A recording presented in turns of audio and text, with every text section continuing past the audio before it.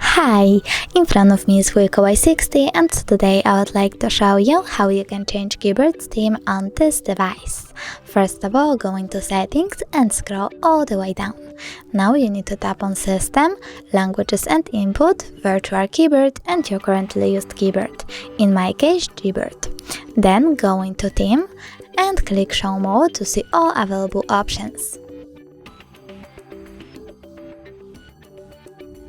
When you're done, you can pick a color by clicking on it, then tap on the switcher next to key borders to turn them on or off and tap Apply.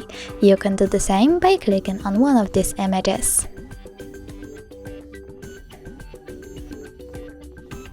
So now when I go back,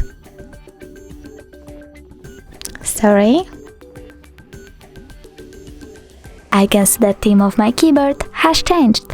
Thanks so much for watching. If you enjoyed this video, don't forget to leave a like, comment and subscribe. Bye!